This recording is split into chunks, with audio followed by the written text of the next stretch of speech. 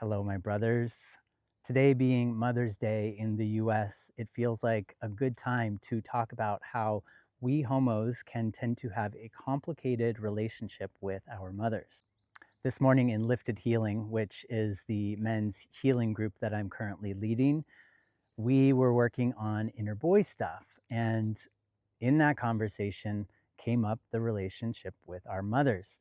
And many of the men in that group had similar experiences of feeling like, on some level, they were the caretaker of their mother, or they were the ones that felt like they needed to be good all of the time because we couldn't rock the boat. For some of us, we couldn't have our own emotions and we couldn't be the child because she needed us in some way to balance her out. And for most of us, this is completely unconscious until we start doing some deeper work. When we start to heal, then we start to see the dynamics a little bit more easily, and it can be a bit upsetting. If you relate to this on some level, because I know that this is not every experience, but it is common. If you relate to this on some level, you might start to consider how much of yourself you have needed to hide in order for your mom to feel a little bit better. You might start asking yourself who you would have been or want to be currently that you haven't allowed yourself to be because it would upset mother. It's wild to think that it took me until 33 years old to even realize that I was mad at my mom, that I had anger and that I had some resentment towards her. But it was so deeply programmed into me to be a good boy for her and that her needs mattered more than my own that I couldn't even see that. I couldn't see it until I was working with a therapist and he started pointing out my anger. When we realize how much our unhealed mother and father wounds are affecting our lives as adults, it can be quite shocking.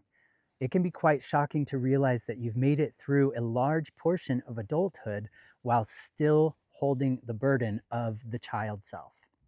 This can bring up a lot of frustration and anger. This doesn't mean that you need to bring this frustration and anger to the parents, to the mother in this case. However, it can be helpful to start opening up a dialogue if honesty around this has not been broached. When you start to become really honest and you say, hey, I love you. I know that you did the best that you could. And also, here's how growing up has felt. Here's how this has affected my life. Here's how it's affected my relationships. And I need to talk about this with you.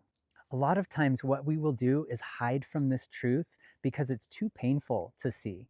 And we don't want to lose love. And so we continue to hold that good boy dynamic or the caretaker dynamic, even though inside we really are raging because we're not able to actually be ourselves and or receive the love that we wish that we could have had. It took me about 11 years from the time that I saw clearly what the dynamic was to the moment that I felt that the deepest healing happened with my mom. Until we had this real beautiful healing conversation about 5 years ago.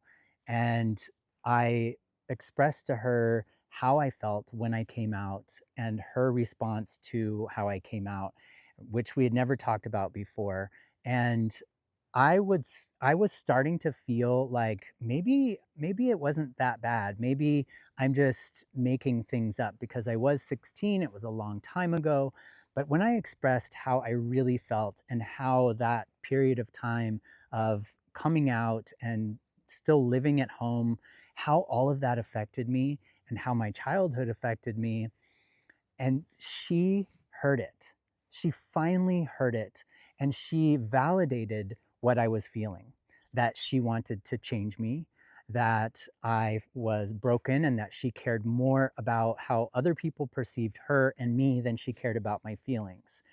When she could validate that, it was the deepest healing around this.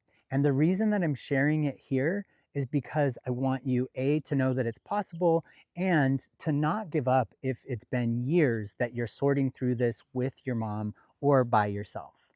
For many of us, we don't have the ability to work this out with our moms. So we need to become that inner parent for ourselves. This is something, whether we do the healing with mom or not, still needs to be done. Reparenting ourselves is the path to becoming a real, true adult. So, one way of doing that is to recognize all of the things that you didn't get or the things that you had to repress or hide in your childhood, and you start to give those things to yourself. You give yourself the permission to be angry. You give yourself permission to not be a good boy all of the time, or you start being extra compassionate with yourself.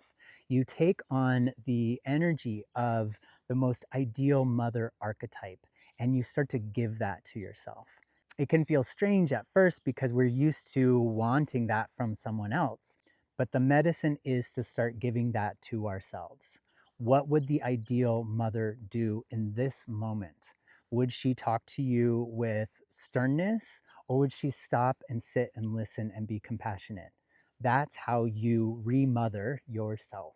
I would love to hear what your personal dynamics have been with your mother. I know it can be quite complex. Of course, loving, right? We want that loving connection with mom, and that's often why we shapeshift and mold ourselves. So we want that love and we don't want to rock the boat, but sometimes we need to. I hope this is helpful. Until tomorrow, lots of love.